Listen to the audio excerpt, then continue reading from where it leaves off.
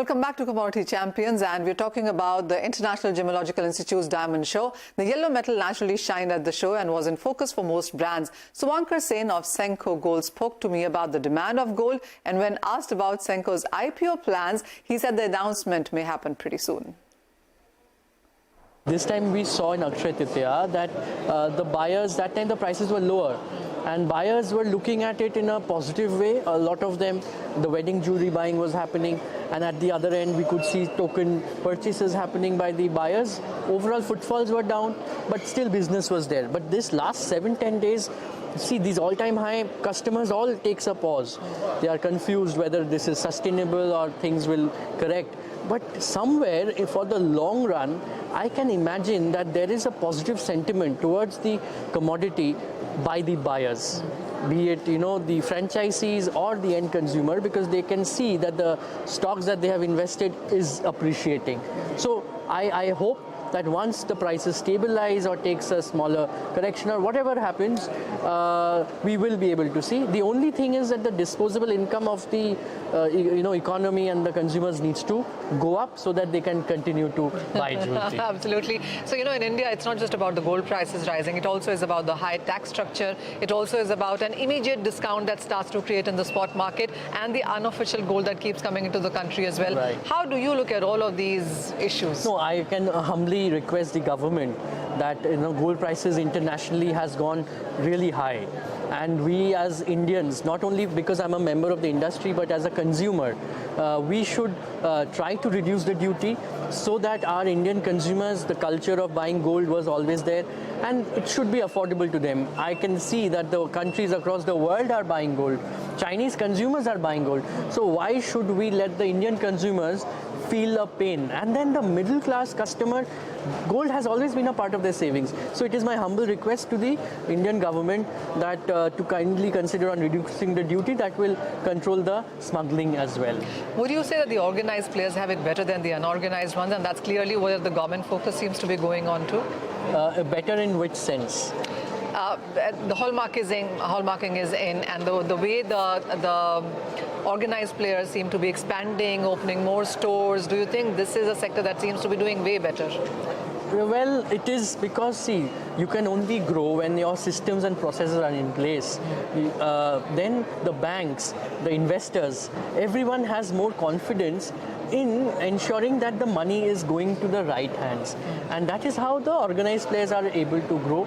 And I can tell you that I have been in the industry for the last 15 years. The unorganized players today, we call them or look down upon them.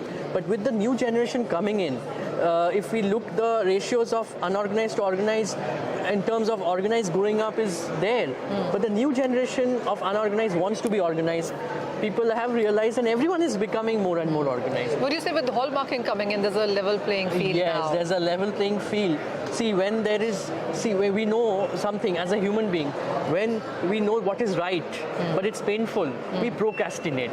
But by the effort that the government is taking, I think that what is right is not being procrastinated, and it's a pain for the short term, but in the long run, the unorganized will be organized, and everyone as an industry will benefit out of it. How are you also looking at the financialization of gold as the target of the government has been? Do you see that happening? It will happen. See, with the increasing gold price, consumers, the young generation consumers, they will not want to invest in assets which will remain idle for them, right? And we know that gold increases its price when there's a crisis. We've been telling it, and it's happening right now as well. So for them, they know that in the future with gold monetization scheme or the gold loan business overall, the agricultural sector has always been dependent on them. And even the unorganized loan that the agricultural sector used to get against gold, that is also becoming organized. So this monetization scheme and the financial aspect of gold and the digital gold that is also there. So consumers not only will buy jewelry but will buy the digital gold, and you have the electronic receipts. So I think gold is going to become a very critical aspect of the overall financial markets. And this wouldn't be the first time that you have Indian jewelry or Indian companies traveling out of India and expand and look at other markets. No, see, already there are a lot of brands which are doing. And we know that India today is amongst the top 3-4 countries, economies in the world gold jewelry manufacturing has been our forte. And with the world respecting India as a country, we improve our system processes, our manufacturing prowess, and then the way we are having the IGI show in Dubai, and we can see that new consumers from other parts of the markets are also coming and meeting. I think that Indian brands will also keep on expanding globally. And then there's an IPO in pipeline. What updates can we have on that from you? The efforts are on. The markets were a little unstable in the last 3-4 months, but that is also looking better. So we are very positive and hopeful as always, and we hope to give good news soon. All right, that's one weight in the Indian markets. Then the Senco Gold's IPO that could be hitting Indian markets. As he says, it's pretty online there. Staying with gold, Colin Shah of Kama Jewelry says that the gold prices will continue to rise in the long term. He also tells me that diamonds have increased by 25 to 30% in sense of demand and prices post the pandemic. Shah also believes that business will turn positive after Diwali. Listen in. In the long term, I think gold will continue to go up because we're still in a volatile era. I guess for the next 1-2 years till the Russia-Ukraine crisis is solved, America gets back on its feet again, China really comes back out of the pandemic, Europe recovers from this whole war situation. So considering everything which is happening, long-term gold will go up. But like yesterday, the unemployment data of US came out and it looked better than what everyone expected it to be, and gold corrected.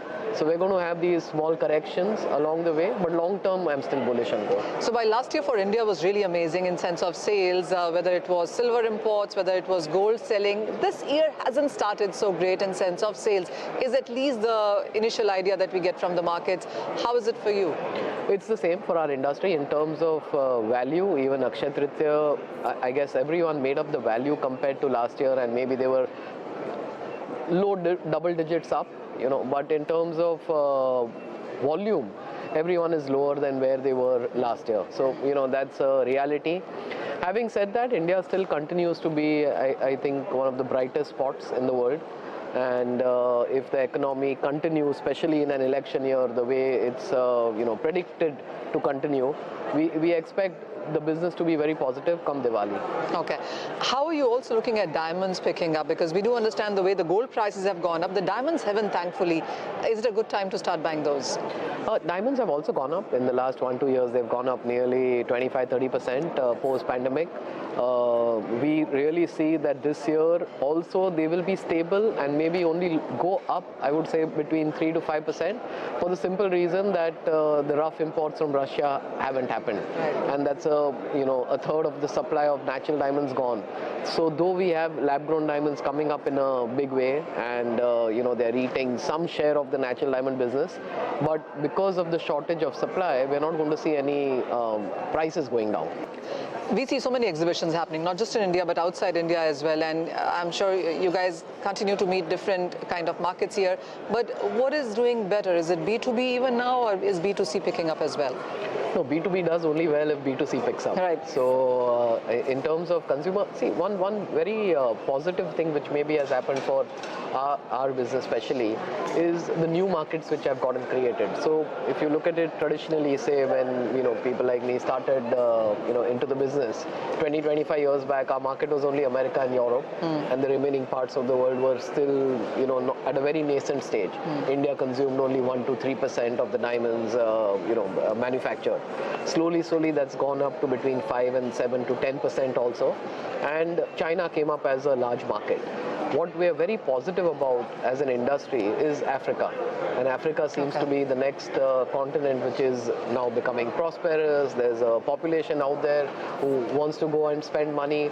A lot of countries which have been in strife for all their lives are now finally having democracies and much more industrialization happening in the last 2-3 years. So we're very positive that Africa will be the next big market for all of us. Eastern Europe unfortunately was coming up, in a big way, but the war happened. But it still stays to, like countries like Poland are doing very well. Okay. So we have some new markets which have come up, which is very good for the industry. I just want to understand that within India also, when you look at geographies, where do you see better demand coming in from? Are you looking at, I mean, we keep talking about higher disposable income that India is seeing right now and is really cut off from the kind of recession or slowdown concerns that we are seeing in other areas. So who's buying? What age group is buying? What are you targeting? In India, surprisingly, it's still the 40+ age group, which is continues to be the largest buyer for gems and jewelry. The millennials have woken up, and you see a lot of everyday wear jewelry, which is 100%, I would say, where the new age demand is coming from, but it's not as large as what the 40+ age group is buying. Okay. But having said that, in India, if you speak to any of the large retailers, their large expansion plans are in the states where you would have thought 5 years back they would never go, like Okay. UP, Bihar, Madhya Pradesh. So there's huge amount of expansion happening in those areas, and there are towns which you must have heard of. I definitely haven't, where there are malls, multiplexes, Yeah. there are luxury cars being sold. So there is a new India, which is extremely good news for all of us. All right, so from expansion of stores to big penetration into various cities and towns is what the jewelry industry is looking at. But with that, that's all the time that we have on this edition of Commodity Champions.